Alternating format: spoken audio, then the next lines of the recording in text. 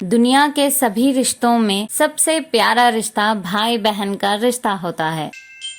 इस रिश्ते में एक मिठास और मधुरता होती है। लड़ना झगड़ना इस रिश्ते की शान होती है। रूठना और मनाना इस रिश्ते का मान होता है। यह रिश्ता इतना मजबूत होता है कि जीवन भर साथ चलता है। इस रिश्ते में और मजबूती लाता है रक्षाबंधन का त्योहार। हाय फ्रेंड्स, हमारे चैनल अनन्या व्लॉग पर फिर एक बार इस इंटरेस्टिंग वीडियो के साथ मैं हाजिर हूँ।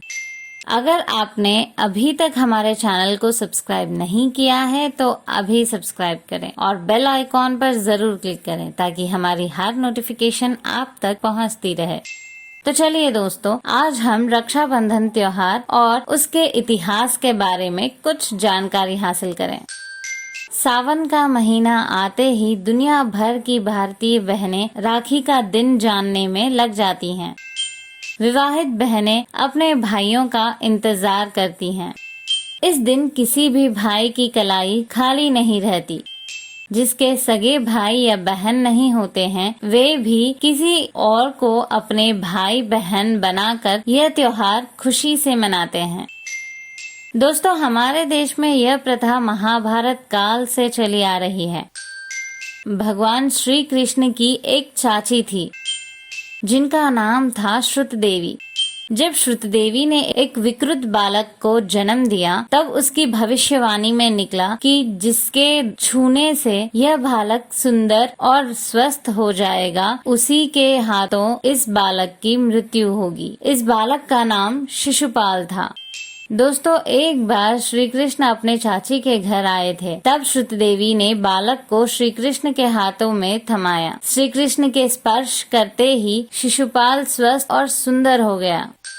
श्रुत देवी इस बदलाव से खुश तो थी, पर बालक की मृत्यु श्री कृष्ण के हाथों होगी यह सोचकर घबरा गई। दोस्तों, तब श्रुत देवी श्री कृष्ण से प्रार्थना करने लगी और कहा कि शिशुपाल से किसी भी तरह की गलती होने पर भी श्री कृष्ण के हाथों उसे कोई सजा नहीं मिलनी चाहिए। तब भगवान श्री कृष्ण ने कहा, ठीक है, मैं उसकी 100 गलतियों को माफ कर दूंगा, लेकिन 100 गलतियों के आगे अगर एक भी गलती करेगा तो उसे मैं जरूर सजा दूंगा। दोस्तों, शिशुपाल बड़ा होकर छेदी नामक राज्य का राजा बना। वह राजा तो था, साथ में भगवान श्री कृष्ण का रिश्तेदार भी था। इससे वह अत्यंत घमंडी और क्रूर बन गया। अपनी प्रजा पर अत्याचार करने लगा, उन्हें सताने लगा। शिशुपाल बार बार भगवान श्री कृष्ण को चुनौती देने लगा। इस तरह वह गलती पर गलती किए जा रहा था। एक बार तो इसने हद कर दी। भरी सभा में श्री कृष्ण की निंदा करने लगा। भगवान श्री कृष्ण के सावधान करने पर भी वह रुका नहीं। उसकी 100 गलतियां पूरी हो चुकी थी। जैसे ही 101 गलती पूरी हुई, तब भगवान श्री कृष्ण ने गुस्से में आकर अपना सुदर्शन चक्र छोड़कर उसकी हत्या कर दी। भगवान श्री कृष्ण के कई बार चेतावनी देने पर भी शिशुपाल ने अपने गुण नहीं बदले। भगवान श्री कृष्ण ने गुस्से में आकर सुदर्शन चक्र छोड़ा था। दोस्तों, जब भगवान श्री कृष्ण ने गुस्से में आकर सुदर्शन चक्र छोड़ा था, तब उनकी उंगली में भी चोट आई थी। उनकी उंगली से खून बहने लगा। उसे देख श्री कृष्ण के आसपास के लोग घाव पर कपड़ा बांधने के लिए कपड़ा ढूंढने में लग गए। अफरा तफरी मच गई थी। पास खड़ी द्रौपदी ने ये सब देखा तो जल्दी से अपने साड़ी के कोने को फाड़ा और उस चीर को उंगली पर बांध दिया।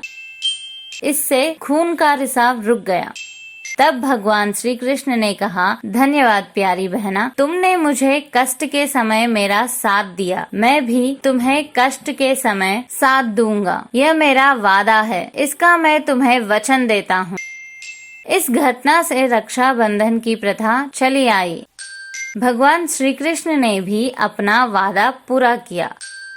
जब भरी सभा में कौरव द्रौपदी का चीरहरण करने लगे और द्रौपदी का अपमान करने लगे, तब भगवान श्री कृष्ण ने द्रौपदी द्वारा उंगली पर बांधे गए चीर से द्रौपदी के लाज की रक्षा की। उस समय से आज तक बहनें राखी बांधती आई हैं और भाई अपनी बहनों की रक्षा की जिम्मेदारी निभाते आ रहे हैं। दोस्तों, इसके अलावा भी कई कथाएं हैं जिसमें राजा बलि की कथा भी है। दानवों के राजा बलि की इच्छा इंद्रासन पाने की थी, इसीलिए वह 100 यज्ञ करना शुरू किया।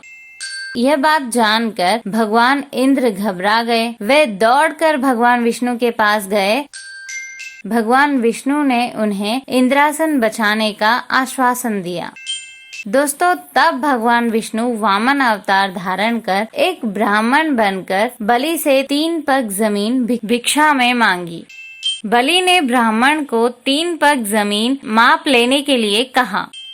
तब भगवान ने पहले पग से स्वर्ग और दूसरे पग से धरती नाप ली, लेकिन तीसरे पग के लिए कोई जगह भी नहीं बची। बलि ने वचन दिया था, इसलिए उसे पूरा भी करना था। तब राजा बलि ने अपना शीश झुकाया और उस पर पग रखने के लिए कहा। भगवान विष्णु भी यही चाहते थे। वे अपने पग से बलि को पाताल भेज दिया। भगवान उसकी भक्ति देखकर वर मांगने को कहा। बलि ने भगवान विष्णु से सदा उनके आंखों के सामने रहने को कहा। इसीलिए भगवान विष्णु को बलि का द्वारपाल बनना पड़ा। इस बात से देवी लक्ष्मी विचलित हो गई। नारद जी के कहने पर देवी लक्ष्मी ने बलि को राखी बांधकर अपना भाई बना लिया और उपहार स्वरूप अपने पति भगवान विष्णु को मांगकर अपने साथ ले गई। जिस दिन देवी लक्ष्मी ने राखी बांधी थी, उस दिन श्रावण की पूर्णिमा थी। दोस्तों, इसी तरह एक बार देवता और दानवों में युद्ध हो रहा था। दानवों का पलड़ा भारी था, इंद्रासन डोल रहा था, देवताओं की हार निश्चित थी। तब इंद्रदेव की पत्नी इंद्राणी ने एक रेशम का धागा लेकर उसे मंत्रों से शक्तिवान बनाकर अपने पति इंद्र के दाहिने हाथ की कलाई पर बांध दिया। उस दिन श्रावण मास की पूर्णिमा थी। इसके बाद युद्ध में देवताओं की जीत हुई। तो दोस्तों, शायद ही दुनिया में ऐसा देश हो जो इस तरह के त्योहार मानता हो। हमारे भारत में युगों से हर रिश्ता प्यार से निभता आया है और आगे भी निभाया जाएगा। दोस्तों, आपको ये वीडियो कैसा लगा, जरूर हमारे कमेंट बॉक्स में कमेंट कर बताइएगा। हमारे चैनल अनन्या वीलॉग टेक को लाइक और शेयर जरूर करना। सॉरी दोस्तों, मैं आपको राखी पर विश करना भूल ही गई। तो सुनिए, हल्दी और रोली, साथ में फूलों का हार, सावन का महीना, उस पर बारिश की फुहार, भैया की कलाई और बहना का प्यार, मुबारक हो आप सबको राखी का त्योहार। बाय।